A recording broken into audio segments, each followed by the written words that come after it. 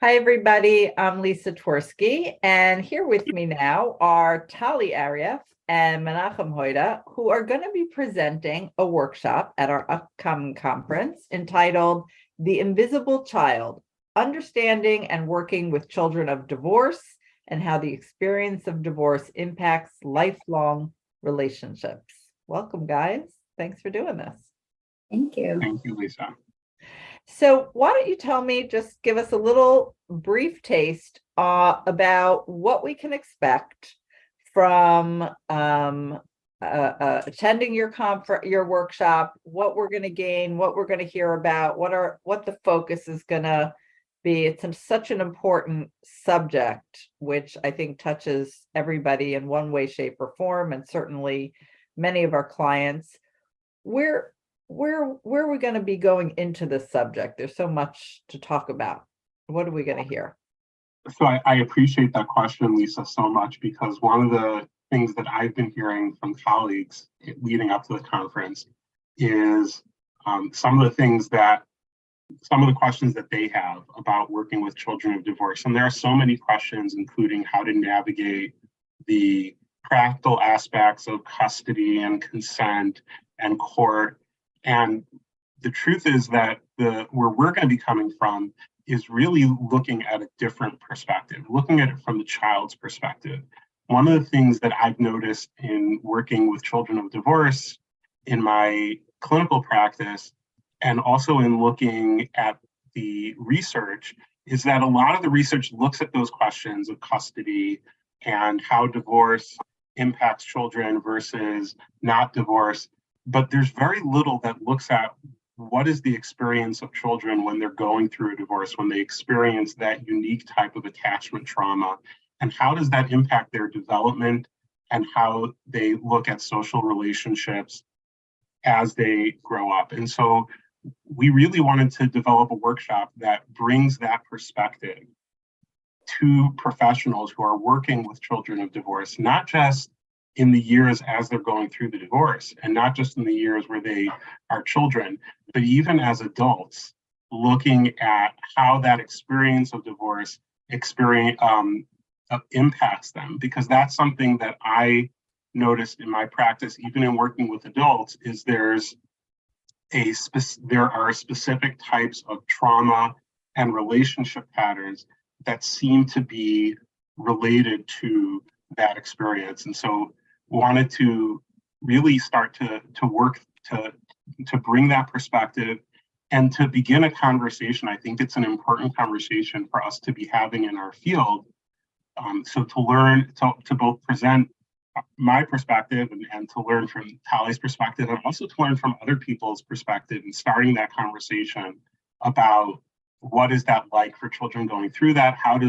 What does that trauma look like, and how does it impact people? And I agree. I don't think I hear a lot of people talk about it from that really grounded in the child's perspective avenue. I don't hear a lot of people, presenters, practitioners, talk about it. They are more up here in the observation of, or the practical aspects of. Do you have any opinions about why it is that we don't do more of that or hear about more of that, and we seem to be more comfortable in the other sorts of conversation? Why does that happen? Any ideas? I'll jump in there about I'm curious to hear Tali's thoughts on that as well. I think, speaking of the title, right? So that we titled it the Invisible Child, and I think for the child in that perspective, there's a lot of powerlessness, and so their needs don't rise to the top in those systems, and very often it's the adult needs that get projected onto the child.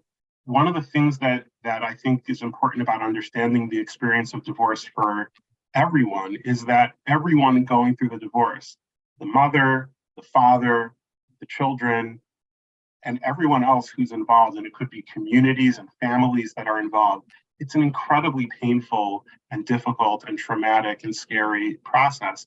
And so in that process when people are trying to juggle their own needs with the needs of others, very often, without intending to, the children's needs become somewhat invisible. And that can be part of the developmental experience for the child, where they are in a situation where they see their needs as becoming secondary to the practical considerations, the emotional needs of the other adults, and that impacts how they're developing and how they see relationships as well.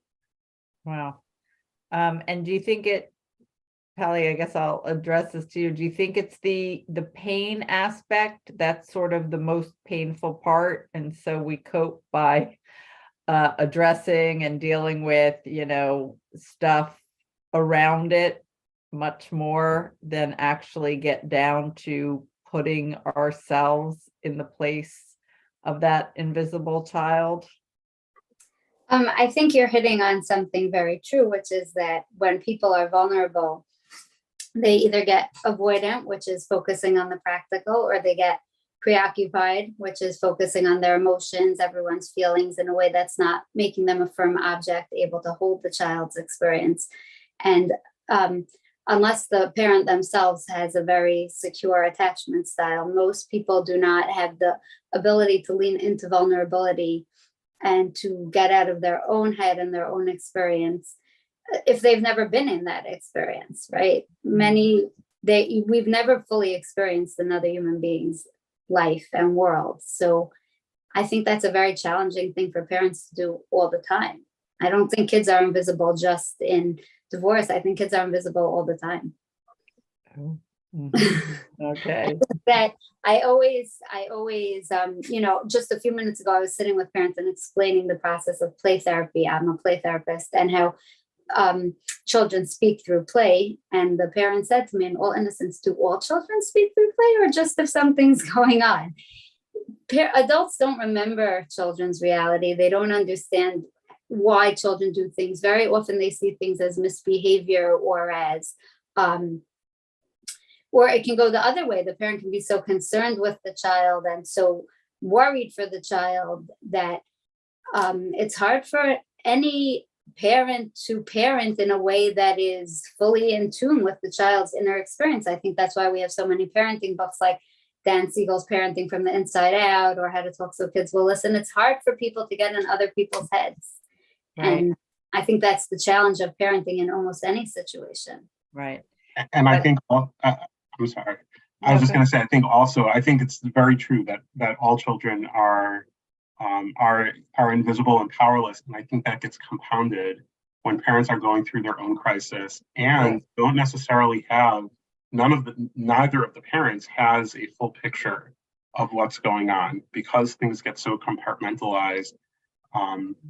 So that leaves the child somewhat lonely in that experience, and that magnifies the aspect of the powerlessness and invisibility, and almost puts the responsibility sometimes on the child to be the one who can juggle all the different parts of that. So your workshop's going to sort of get us in there and teach us how to navigate, how to help the child, how to help the parent, what will people be walking away with? So I'm going to jump in there, and Menachem can speak for his segment, but I just want to share that Menachem shared a very important thing, that the focus of this workshop has to be what the therapist can give to the child in session, not how to guide parents, not if we were speaking to the parent, what would we say? We're trying to keep this very focused on how the therapist can help the child in whatever situation the child finds themselves in, even without being able to manipulate or maneuver the family dynamics in a healthier direction. So really keeping you with that child and with the child, yeah. And as much as we say child, this I would say is going up to emerging adulthood, children who have attachment wounds, and it's not just addressing little children.